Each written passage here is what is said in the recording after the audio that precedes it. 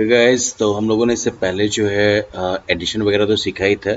आज हम लोग जो है वर्ड प्रॉब्लम्स करने वाले हैं एंड आई थॉट कि आप में से कुछ लोगों को शायद लैंग्वेज के लेवल पर थोड़ी प्रॉब्लम हो, so why not to guide you through it. Okay, पहली बात कि जब वर्ड प्रॉब्लम्स को सॉल्व करते हैं तो इनमें जो है स्टेटमेंट देना जरूरी होता है। Always solve your problems with complete statement, ताकि अगले किसी भी आदमी को जो है बिना सवाल देखे ही ये पता चल जाए कि सवाल क्या रहा होगा।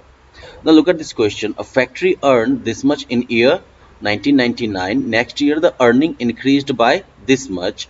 How much did the factory earn in the year 2000? ठीक है, तो 1999 के बाद ही 2000 आता है ना, तो मतलब नेक्स्ट ईयर का ही इनकम पूछ रहा है। और नेक्स्ट ईयर में क्या होता है, तो इनकम जो है अर्निंग मतलब कि जो कमाया उसने, तो अर्निंग जो है वो कितना इंक्रीज करता है, बस इतना ही इंक्रीज करता है। राइट, 78,46,793 इतना इंक्रीज करता है। तो बेसिकली हमको करना क्या है कि हमें जो है 1999 के प्रॉफिट को और उसमें इसको ऐड कर देना है जो इंक्रीज हुआ है, और दोनों को मिला के हमको जो है 2000 का प्रॉफिट मिलेगा। इसका स्टेटमेंट जो होगा वो हो जाएगा earning in 1999 equals to increase earning next year equals to, इसमें आप जितना बढ़ा है ये वाला अमाउंट जो है वो आप इधर डाल देंगे। ठीक है, ये वाला जो आपका है एरिया, सॉरी अमाउंट, ये आप इधर डाल दीजिएगा। ओके, और जब दोनों को जो है एक काम जरूर करना है, लेकिन इसमें कंपलसरी तरीके से, वो ये है कि दोनों के नंबर्स जो हैं इनको प्लेस वैल्यू के हिसाब से ही आप अरेंज करिएगा, ताकि जोड़ने के टाइम में कहीं कोई गलती की गुंजाइश ना हो। ओके, और उसके बाद जो है दोनों को ऐड करके आप जो है आंसर क्या दीजिएगा,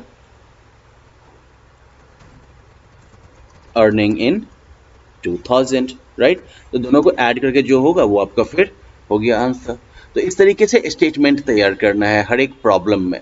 ओके, हर एक सवाल में स्टेटमेंट तैयार करके ही जो है आपको आंसर करना है। बेसिक काम तो बराबर है, ठीक है, ऐड करना है, लेकिन इस एडिशन का जो है स्टेटमेंट होना जरूरी है।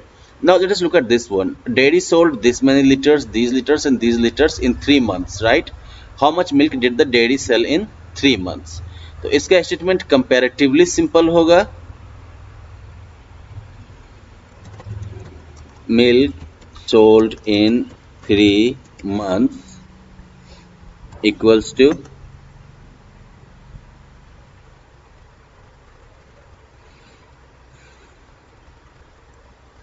फिर जो वॉल्यूम है, राइट, 1 2 3 4 5 6 7 liters,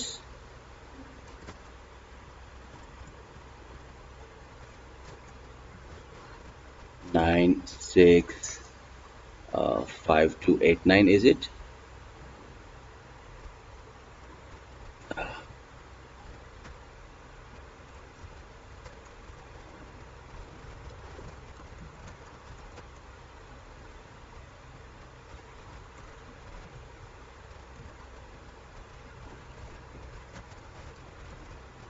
राइट, जैसे आपने जो है जो भी दूध बेचा है उस 3 महीने में, वो तो आपने लिख दिया इधर।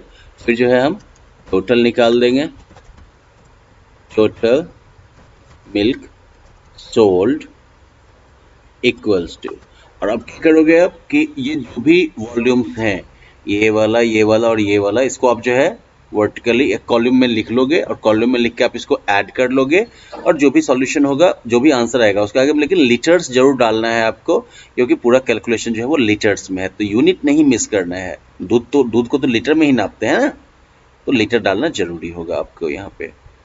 A student union collected this much money in 1997, this in 1998, and this in 1999, and this in 2000 for the Red Cross Society. How much money did they collect? तो क्या करोगे, कलेक्शन इन 1997 इस टाइप से बनाओगे इसका। ठीक है,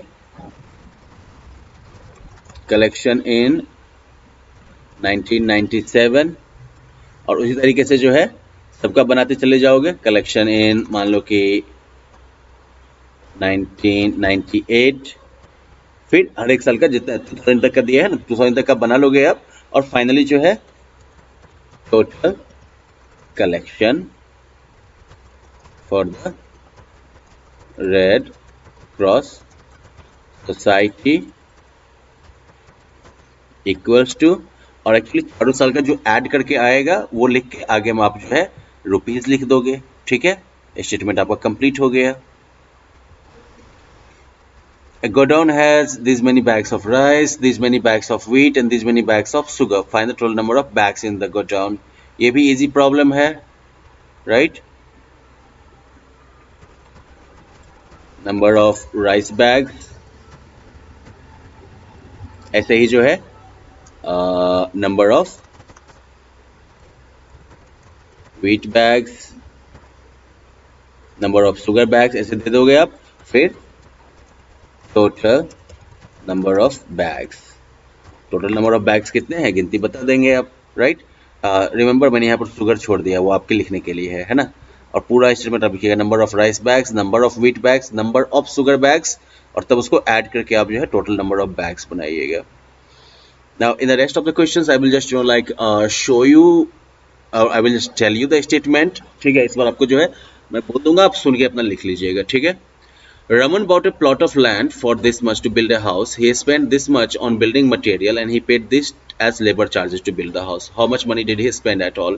Simple होगा, cost of plot ये डाल दोगे, cost of building material ये अमाउंट डाल दोगे आप, cost of labor ये अमाउंट डाल दोगे आप। ठीक है, फिर उसके बाद आप इन तीनों अमाउंट को जो है ऐड कर लोगे। समझ में आई बात? Let me just tell you again. पहले लिखोगे कॉस्ट ऑफ लैंड, और कॉस्ट ऑफ लैंड के आगे लिख दोगे आप ये अमाउंट, फिर जो है कॉस्ट ऑफ बिल्डिंग मटेरियल, उसके आगे आप ये अमाउंट डाल दोगे, फिर उसके बाद labour charges this much, total cost, तीनों को ऐड करके जो आएगा वो डाल दोगे आप। ये वाला सवाल जो है वो आपके पहले क्वेश्चन की तरह ही है बिल्कुल, इन द सेंस कि 2005 में ये पॉपुलेशन थी और फिर इसमें इतने की बढ़ोतरी हुई। रिमेंबर ये इतना बढ़ता है, ठीक है, अगले साल में, नेक्स्ट ईयर में। तो 2005 का 2006 आया ना, तो आपको क्या करना है इसमें, population in 2005 increase by next year ये अमाउंट डाल दोगे आप, पॉपुलेशन इन 2006 दोनों को ऐड करके जो आएगा वो डाल दोगे आप। Okay good. यहाँ पर क्या है फिर, manufacturer produced this and this number of shirts during 2 successive years, find the total production of the manufacturer. इसका स्टेटमेंट जो होगा वो मोटा मोटी आपके क्वेश्चन नंबर 2 की तरह ही हो जाएगा। ठीक है, in the year 2004 these many students appeared in the examination. Next, these many students appeared in the same examination. Find the total number of students appeared in the examination during these 2 years. यहाँ पर भी जो है आपका question number 7 की तरह ही इसका भी स्टेटमेंट होगा, which in turn will be like question number 2 के स्टेटमेंट की तरह। तो आप जो है इस तरह से स्टेटमेंट बनाइएगा और इसको सॉल्व कर लीजिएगा। Okay, and then in the next class we will look at subtraction and we will like not just start with simple subtraction, हम जो है इससे रिलेटेड वर्ड प्रॉब्लम्स वगैरह को भी सॉल्व करके खत्म करेंगे इसको। Okay, bye bye.